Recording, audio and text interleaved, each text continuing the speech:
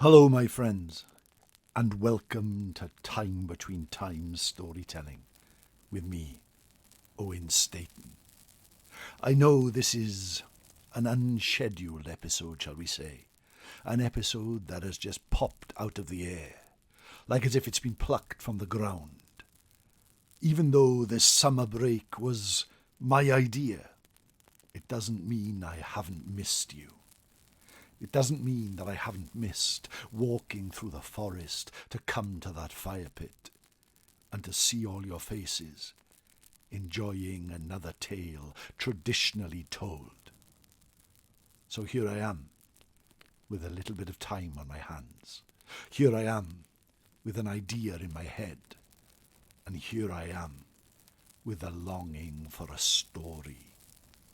So I decided to tell one to you. You'll be pleased to know that it is not long at all until the 18th of September, when Time Between Times will fully return with hour-long episodes, and a few of those are already recorded and ready to go. And I'm really happy with them, and I hope that you will be too. I have some wonderful guests, some wonderful stories, and we will have a wonderful time. But here I am. So how about you sit back, you relax, and just enjoy a story, a surprise one, maybe one you've heard before, but here it is for you. Close your eyes if it's safe to do so. You look outside your window and see that the sun is still bright. It is just starting its journey down towards the horizon. The weather has been glorious. The warmth in the air, the laughter that you hear from outside. But you can feel it. Just about. That little tiny chill in the air that heralds the return of something. You stand by the coat rack and look up. There's no need for a coat at the moment. So you walk to the front door. You open it and close it with a soft thud and make your way down the garden path to that wooden gate. The air is fresh. The streets are still full of noise. As you turn and make your way along the road to the forest. The leaves are glowing green and healthy as you duck inside and feel your feet crunch on the path in the woods. It is now darker and the shadows are long as you come to the old mossy tower that has been here for centuries. You look at it and walk past and come to the babbling brook. It is healthy and clear and cool like crystal. You hop over it and head to the fire pit. Your friends have gathered there, and they greet you with much happiness and joy. It has been a little while, but here you are all together again. You talk about old times, about things you will do, about people you have missed. But you are all eagerly awaiting a story. You look up at the gap in the trees and see that the sun and the moon share the same sky. For now is the time between times, the time it's neither night nor day, but the sun has gone, and the sky is grey, the time when the veil between our world and the fairy world grows wafer thin, so thin that for a moment, just a moment, you can reach into their realm, and for a moment, they can reach into ours. Now is the time that people see lights in the sky. Now is the time that people see ghosts. Now is the time that the Tylweth Teg dance at the edge of moonlight. Now is the time between times. Far away you can hear the howl of wolves. You can hear the growl of bears. But you know that you are safe. Right here, right now, at that magical time. You sit back on an old mossy bit of wood. The fire burns and just starts to warm your toes and your hands. Your friends are looking around eagerly as the storyteller stands and begins his tale from long ago and not that far away. Right, friends, gather close. I've got a story for you. One that's not in your fancy guidebooks or popping up on your phone screens. This is an old, half-forgotten tale from Banai Brycheiniog, where the hills whisper things that make your skin crawl. It's called The Curse of Pantanas, and it's got greed, fairies, a lovely stone, and a chill that will follow you home if you're not careful. So hush now. Let's step back to a time when the world was wilder, and the shadows held more than just darkness. Imagine the Banai, long before roads cut through their heart. The hills loom, cloaked in mist that clings like a shroud. The wind moaning tunes that don't seem to belong to this world. And in a hollow, where the light seems to falter, sits Pantanas, a ramshackle farmstead, stone walls, patchy fields, and a farmer named Rhys. Now Rhys, he wasn't one for warm smiles. He was as greedy as a crow, as hard as flint underfoot, and he scoffed at the old ways like they were children's tales. The village folk, though, they knew better. They pointed to a ring of mushrooms in his field, glowing faintly under the stars. That's the Tylweth Teg's place, they warned, their voices low. The fair folk don't take kindly to trespassers. But Rhys, he just smirked, sharpened his plough, and tore through the fairy ring like it was nothing but dirt. The mushrooms, they scattered, the earth bled, and the air turned cold. Too cold, like as if the hills were watching. Now I've walked those hills, you know. Places where the silence presses against you, where a stone stands alone and feels like it's staring back. You don't mess with that. But Rhys, he didn't care. He thought he'd won. He thought the land was his to claim. But come autumn, he's driving his cattle home through a dusk so thick it feels like he is wading through ink. The path twists, the air sharp with frost, and there, right in his way, stands a woman. Not human, not quite. Her eyes burn like black coals. Her cloak shimmers green like moss crawling over a grave. Her voice slithers through the wind. You've torn our circle, Rhys of Pantanas. Restore it, or your line will rot like leaves in winter. The words hang there, heavy as a curse. Rhys, fool that he is, laughs, a brittle, nervous spark. Away with you, beggar! He spits and hurls a curse of his own at the ground where she stands.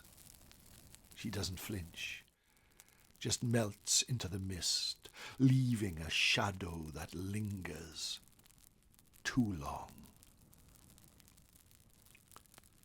You think he'd feel the weight of it, wouldn't you? That prickle on the neck, that sense that you've done something that you can't undo. But Rhys stomps home, muttering about daft superstitions. That night, the world turns against him. His crops blacken, not burned but withered, like something sucked the life out of them. His cattle, oh, they moan, eyes rolling white, their milk curdling in the pail.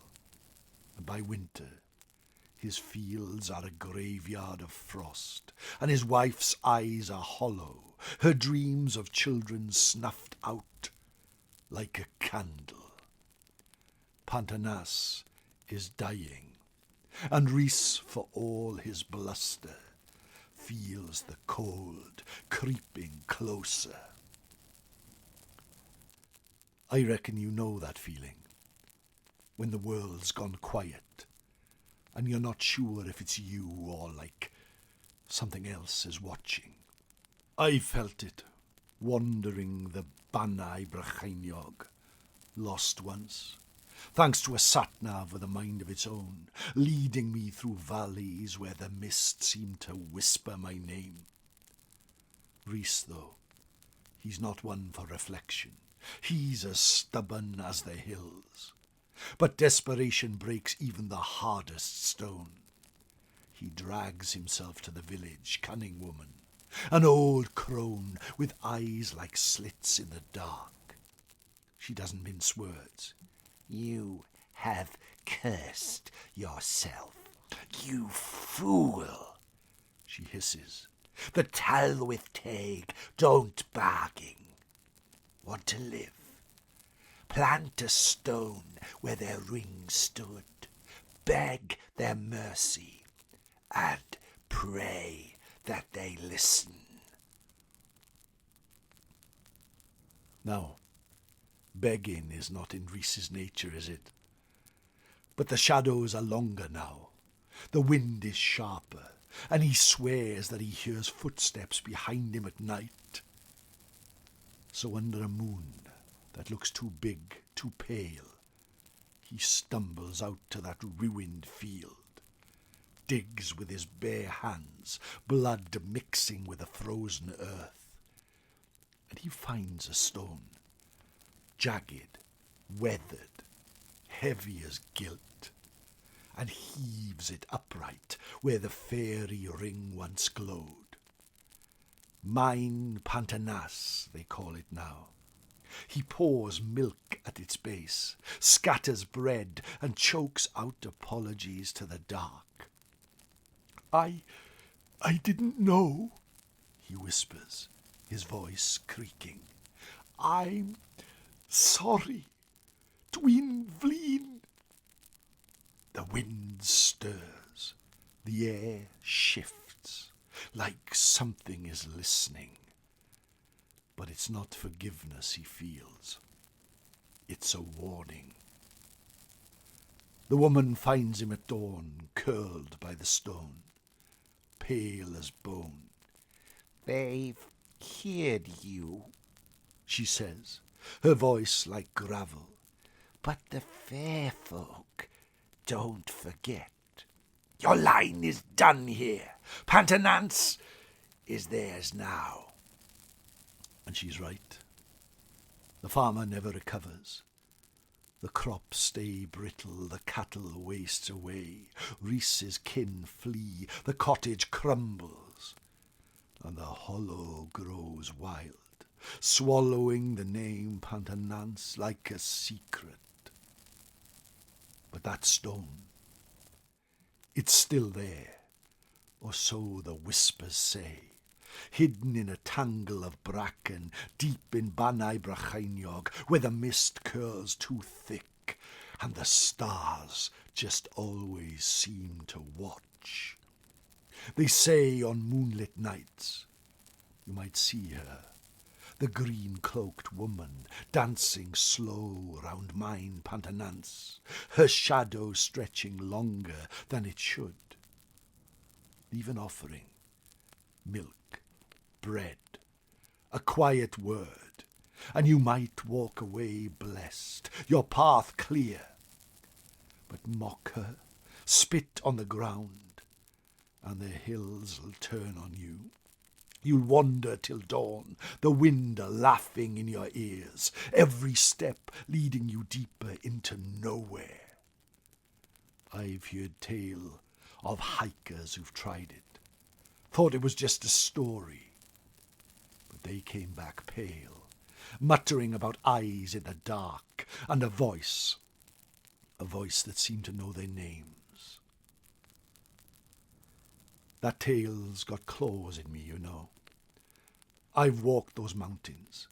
I felt the weight of places where the world feels thin, where a stone stands like a sentinel, guarding secrets we've forgotten how to hear. The Tylweth Teg, they're still out there, in the shadows, in the quiet. They don't care about our phones, our apps, our rushing about. They're patient. They wait. And if you're ever in a Banai Brycheiniog looking for mine pantanance, tread soft. Leave something for the fair folk. A bit of bread, a kind thought. Don't be like Reese thinking you're bigger than the hills. The magic is still there, sharp as a blade. And it will cut you if you're not careful. So here's my advice, and I'm only half joking. Stick to a map, not some daft old sat-nav that'll strand you in a valley with no signal. And if you find the stone, don't touch it. Just listen. You might hear the wind sing, or you might hear something else. Something older.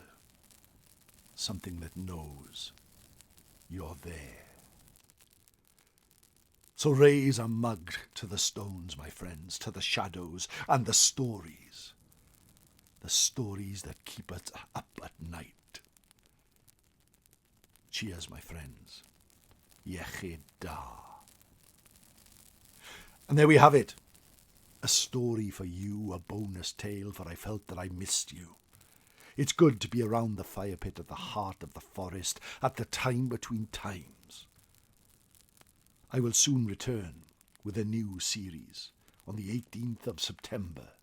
But in the meantime, if you want to support me, why not buy me a Ko-fi at kofi.com/Owen Staton, or become a Patreon at patreon.com/Owen Staton 7. It's good to be back here, my friends. It's good to be telling tales. And it's good having you to listen. Nosta.